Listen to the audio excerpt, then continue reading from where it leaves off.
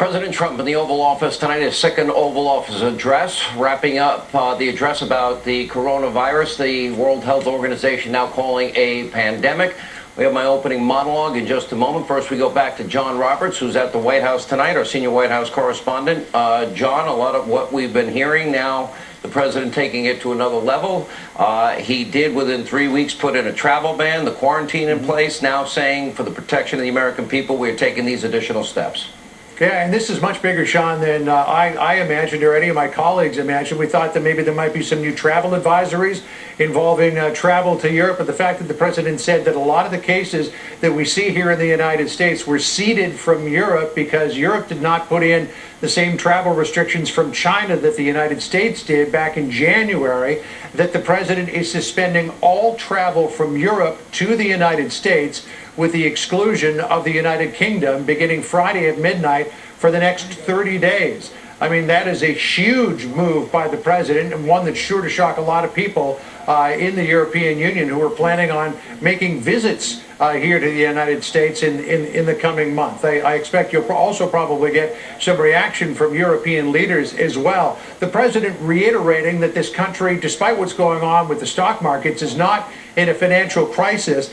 He said that this is a moment in time that we will get through. In addition to addressing the health aspect of this, which the president and his coronavirus task force have been doing for the last several weeks, the president also addressing the economic side of this, saying that the Small Business Administration will make available to small businesses that are suffering because of this low interest loans. He also called for immediate payroll tax relief. We should point out that this is the 12.4% combined employer and employee tax that's paid into Social Security. This is not to include Medicare and the unemployment insurance. This is the same FICA withholding that was addressed back in 2010 with a 2 percentage point cut, but the president wants to cut the whole thing until the end of the year. Not a lot of support for that in Congress, at least at the moment. And the president also saying that he wants to make sure that people who are either in quarantine, people who are ill, or people who are taking care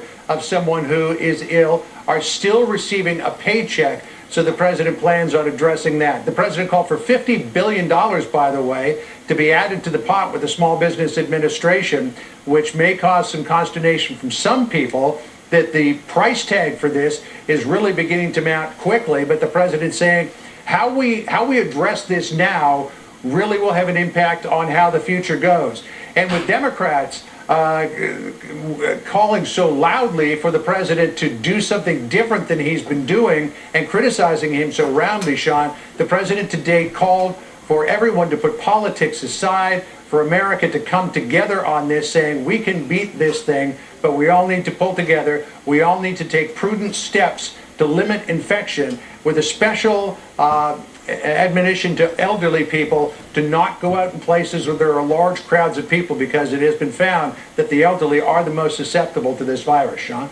All right, John Roberts at the White House tonight. John, thank you. Facts, truth matters. Perspective matters. Now, tonight, more decisive action and leadership from President Trump. As we begin our monologue, we have full coverage throughout this hour.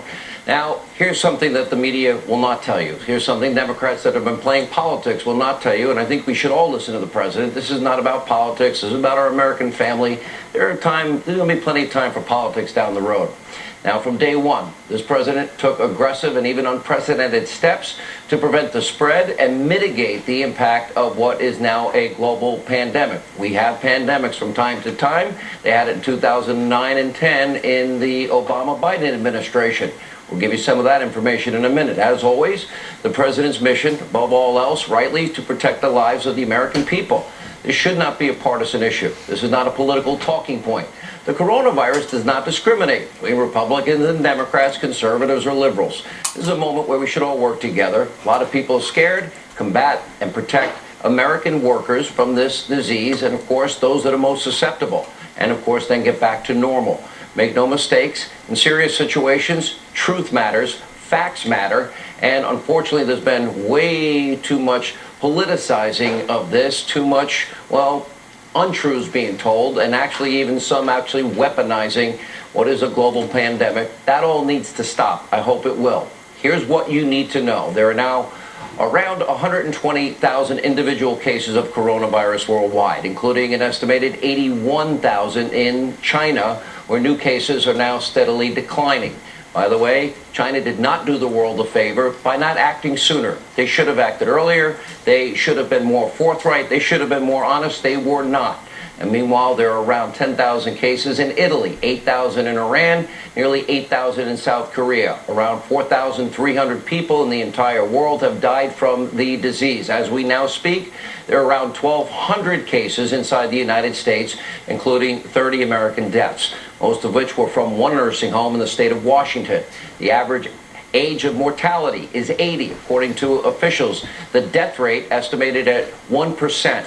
Now, those most at risk are people with underlying medical conditions, the elderly, those with compromised immune systems, people going through chemotherapy, for example, or immunodiseases of some kind. For perspective, so far this season, there have been 34 million cases of the flu, 20,000 deaths just in the U.S. alone. In other words, there have been 1,200 cases of corona versus 34 million cases of the flu. As a senior director at Johns Hopkins pointed out this week, the flu is having much more of an impact than coronavirus. These are facts. For more perspective, we go back to 2009. That year, more than 1,000 Americans had died in a 6-month period from H1N1, better known as swine flu, that virus, and 20,000 Americans had contracted the pandemic before President Obama himself declared a national emergency. One of his health officials on day 11 did in fact say it was an emergency to release some funding. Got to tell the truth on all cases, but 1,000 Americans at that point had died. Ultimately, that disease killed around, 12,000 plus Americans in its first year. Now, perspective aside, our current president, Donald Trump, he's not leading from behind. In fact, more facts. No president has ever done more, acted more quickly to slow the spread of a disease. Now, keep in mind, the coronavirus wasn't even officially identified in China until we gave it a name on January 7th. December 30th of last year is when they first said, we see that there is a virus that is showing symptoms of pneumonia. We labeled it on January 7th. On January 31st of this year, 3 weeks later, the Trump administration declared a public health emergency. No president ever acted that fast. Americans returning from areas most impacted, they were subject to mandatory quarantines on military bases. By the way, the travel ban went into effect. The president ordered that on February the 2nd for all non-U.S. citizens who recently visited China, even though most officials feared it was too soon for travel restrictions. On the political side of this, Joe Biden suggested that ban was xenophobic. CNN, over there, they said we're stigmatizing people from other countries. In the following days, the president formed a task force filled with top scientific medical professionals. We're blessed with the best in the world. And they're led by the Vice President, Mike Pence. Every day he's been updating the country. On February 29th, the State Department issued new travel restrictions for Italy, South Korea, and Iran. At the same time, the FDA cut regulations allowing more rapid testing capacity for coronavirus. On March 2nd, President Trump met with pharmaceutical executives to discuss treatment and vaccination plans. On March 3rd, the administration ordered the CDC to lift all restrictions on testing. On March the 6th, the president signed an $8 billion emergency spending package into law, $8.3 billion to be specific. On March the 10th, the president met with insurance industry representatives who agreed to waive co-pays for every American as it relates to corona-related treatment.